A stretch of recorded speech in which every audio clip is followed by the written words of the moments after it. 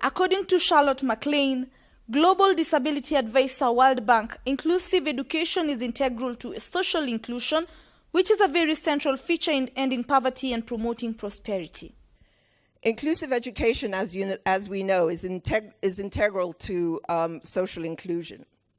And social inclusion is a very central feature of the World Bank's twin goals of ending extreme poverty and promoting shared prosperity.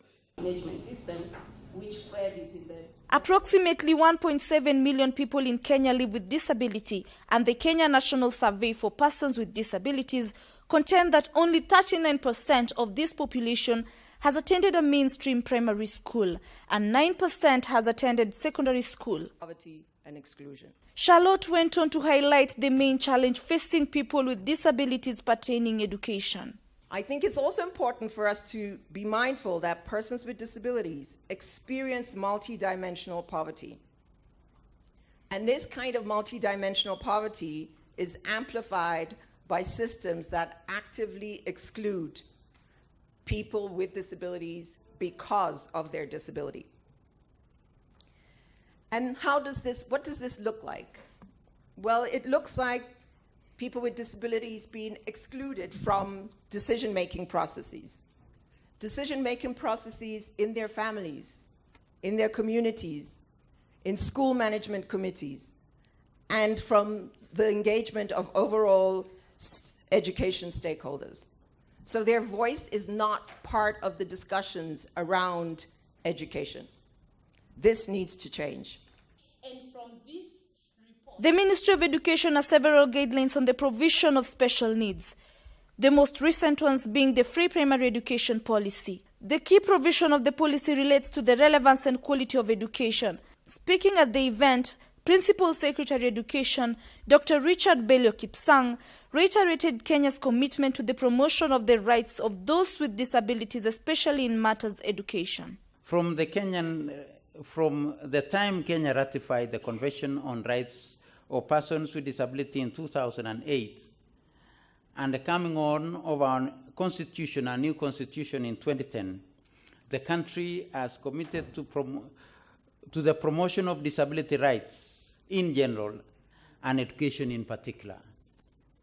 Indeed, the ministry established a directorate to coordinate education services for learners with disability and to ensure that no single learner is left out.